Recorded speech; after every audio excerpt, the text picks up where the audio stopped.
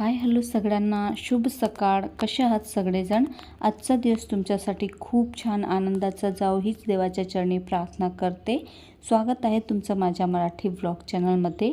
तर सकाळची माझी टिफिन बनवायची तयारी सुरू आहे आणि आता थंड वातावरण चाललं आहे, त्यामुळे मग सुरतमध्ये अशी ही वालाची जी बारकी शेंग येते ना ती मिळायला लागली आहे. आता गुजरातीमध्ये याला वालपापडी असं म्हटलं जातं, तर आम्ही वालपापडीच म्हणतो. आता याला मराठीत काय म्हणतात ते मला काही माहिती नाही आहे, त्यामुळे आज मला याची भाजी टिफिनसाठी बनवायची होती. वांगे घालून याची भाजी खूप छान लागते. त्याला मराठीत काय म्हणतात मला नक्कीच कमेंट करून सांगा. तर अगदी साधी सोपी बनवते मी याची भाजी. अगदी तेलामध्ये मोहरी आणि जिऱ्याची फोडणी द्यायची आणि मग त्यामध्ये अद्रक, लसूण आणि मिरचीची पेस्ट घालायची आणि मग कापलेले वांगे आणि ही वालाची पापडी घालायची. फक्त हळद आणि गरम मसाला आणि चवीप्रमाणे मीठ घातलेलं आहे. म्हटलं चला शॉर्टकटमध्ये तुमच्यासोबत ही रेसिपी शेअर करूया. आणि मग थोडंसंच पाणी घालायचं आहे. जोपर्यंत आपले दाणे शिजत नाही ना वालपापडीचे, तेवढंच पाणी मी घातलेलं आहे आणि याला शिजू द्यायचे आहे. 10-15 मिनटातच शिजून जाते आणि खूप छान टेस्टी लागते याची भाजी. आमच्या घरामध्ये सगळ्यांनाच आवडते. आता आठवड्यातून एकदा तरी ही भाजी तुम्हाला बघायला मिळणारच आहे माझ्या व्लॉगमध्ये. आणि आज सोबत मला पोहेसुद्धा बनवायचे होते, तर म्हटलं त्यासाठी चला त्याचीही तयारी करून घेऊया. सकाळ सकाळी माझ्या मुलाला आज पोहेच खायची इच्छा झाली होती, तर त्याच्यासाठी मस्त सकाळी पोहे बनवून घेतले आणि मग त्याला गरम गरम पोहे खायला दिले. आणि तोपर्यंत म्हटलं चला थोडंसं किचन आवरून घेऊया.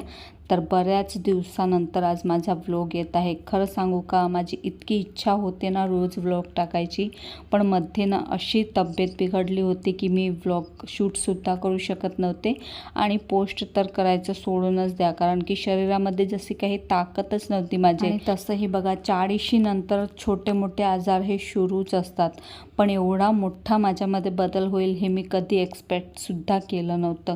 तसंच माझे गुडघे दुखायचं सुरुवात झाली होती, ते तुम्हाला आज सांगत आहे. गुडघे दुखायची सुरुवात झाली होती, एवढे जास्त दुखत होते की माझ्याने उठलंसुद्धा जात नव्हतं किंवा बसली की एकदम उठायलासुद्धा होत नव्हतं. एवढे जास्त दुखत होते. कंबरमध्ये सुद्धा माझा दुखावा सुरू झाला होता. त्यामुळे 8 दिवस तर मी असं काहीच मोबाईलचं काम मी केलं नाही, शूटसुद्धा केलं नाही.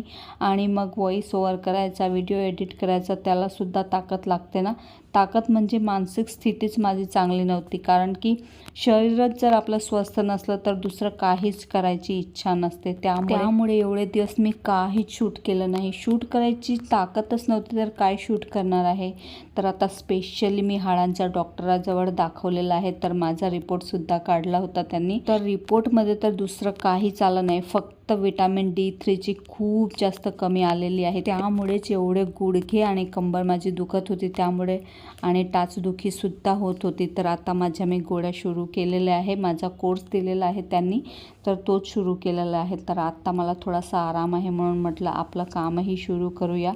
जोपर्यंत मी माझे व्लॉग शूट करत नाही, एडिट करत नाही, अपलोड करत नाही ना, तोपर्यंत मला अजिबातच आवडत नाही. आणि एवढे दिवस मी काहीच काम केलं नाही तर मला जराही करमत नव्हतं. पण चला आता मी सुरुवात परत केलेली आहे. आणि 40 नंतर काही ना काही प्रॉब्लेम स्त्रियांना सुरूच होऊन जातात. आणि मी सुद्धा आता एक नियम फॉलो करणार आहे, ते म्हणजे माझं स्वतःचं ध्यान ठेवणं.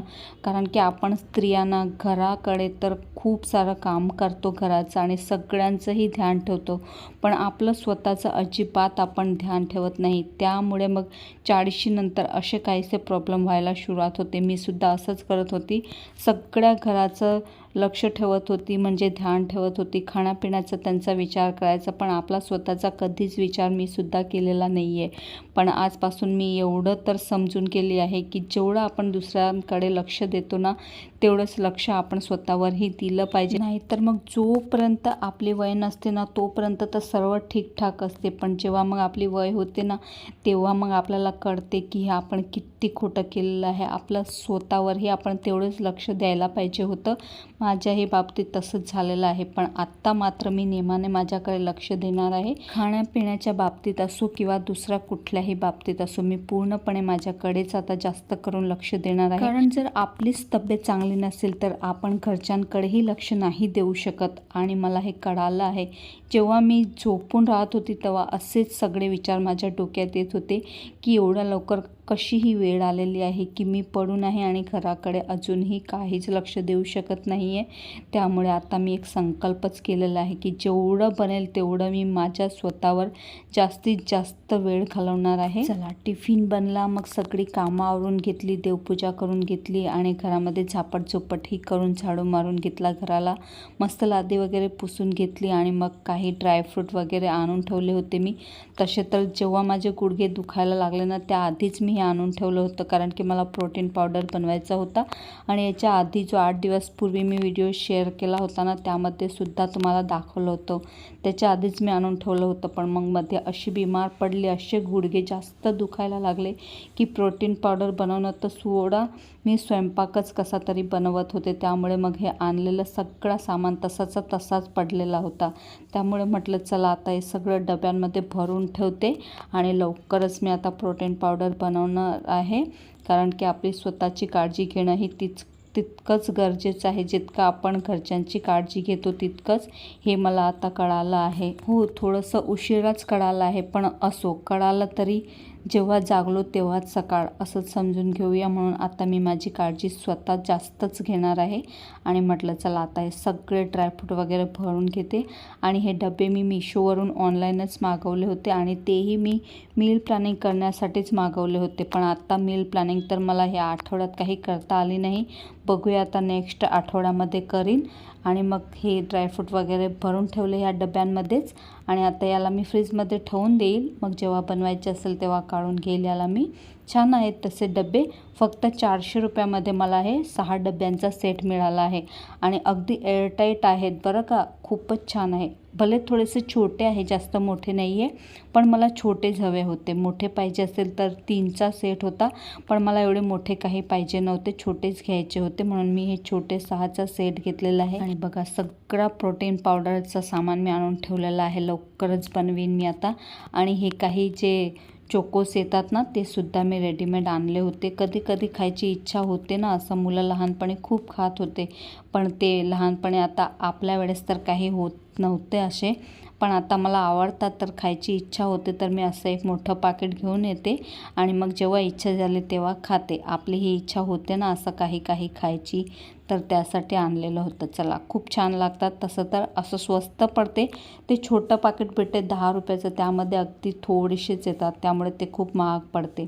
त्यामुळे असं एकदाचंच मोठं पाकिट आणून ठेवलं की मग जेव्हा इच्छा झाली तेव्हा आपल्यालाही खाता येते आणि मुलंही खातात मग केव्हा घरामध्ये असलं तर. आता एक डब्बा रिकामा होता तर तोही यामध्ये भरून ठेवलं. थोडासा किराणा सामानसुद्धा आणला होता, म्हणजे तुरीची डाळ, मठ, असं तांदूळ, साखर हे सगळं सुद्धा आणलं होतं.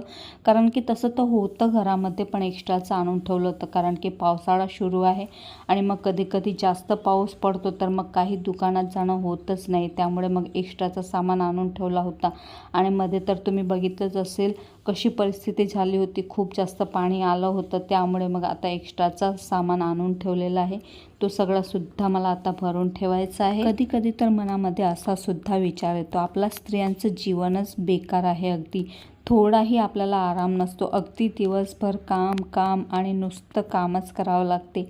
कुठेही जा, आईच्या घरी जा, सासरवाडीला जा की कुणाच्याही घरी जा, आपल्या नशिबामध्ये आराम अजिबातच लिहिलेला नसतो. अगदी डिलिव्हरी हो किंवा कुठलाही आजार येऊ, बस तेवढे 2-3 दिवस आराम असतो. बाकीचे दिवस मग आपल्याला अजिबातच आराम करायला मिळत नाही. आणि मग डिलिव्हरीमध्ये सुद्धा मलाही तसंच जराही आराम मिळाला नव्हता. फक्त 2 ते 3 दिवस मी आराम घेतला होता. एवढे 2-2, 3-3 डिलिव्हरी झाली, ऑपरेशन झालं तेव्हा अजिबातच आराम नव्हता. त्यामुळे मग मला असे वाटते त्याचे सगळे परिणाम आता भोगवावे लागत आहे. त्यावेळी तर आपल्याला काहीच कळत नसते, त्यामुळे आपल्याला माहिती नाही. पण आता मला माहिती पडत आहे की त्याचे किती वाईट परिणाम होऊ शकतात. तर चला, असो, ही तर प्रत्येक स्त्रीची कहाणी आहे. कदाचित भाग्यवानच कोणी स्त्री असेल जिला भरपूर असा आराम डिलिव्हरीमध्ये करायला मिळाला असेल. चला, तुमच्यासोबतही असं काही घडलं असेल तर मला नक्कीच कमेंट करून सांगा. म्हणजे मलाही कळेल की तुम्हीसुद्धा अशा परिस्थितीमधून गेला आहात की नाही. मी तर आता माझी खूप जास्त खराब परिस्थिती झालेली आहे, कारण की असा गुडघ्यांचा त्रास मला आधी कधीच झाला नाही आणि आता अचानक एवढा त्रास झाला की अजिबात सहन होत नव्हता. एवढा भयंकर त्रास होत होता गुडघ्यांमध्ये, कंबरमध्ये किंवा माझे टाचदुखीसुद्धा होत होती. एवढा भयंकर त्रास मला होत होता. त्यामुळे आत्ता मला सगळं ते पहिलं आठवत आहे. चला, असो, तुमच्यासोबतही असं काही घडालं असेल तर मला नक्कीच कमेंट करून सांगा बरं का. तर माझी सकाळची थोडीशी रुटीन तुमच्यासोबत शेअर केली. आता व्हिडिओ जास्त लंबा नाही करत, नाही तर मग तुम्हालाही बोर होतं. आता मी माझा छोटासा व्हिडिओ इथेच संपवते. अपेक्षा करते तुम्हाला आजचा व्हिडिओ आवडला असेल. व्हिडिओ आवडला असेल तर व्हिडिओला लाईक करा, शेअर करा आणि चॅनलला सुद्धा सबस्क्राईब करायला विसरू नका. भेटूया पुन्हा अशाच एका नवीन आणि इंटरेस्टिंग व्लॉग सोबत. तोपर्यंत स्वतःची काळजी घ्या. बाय.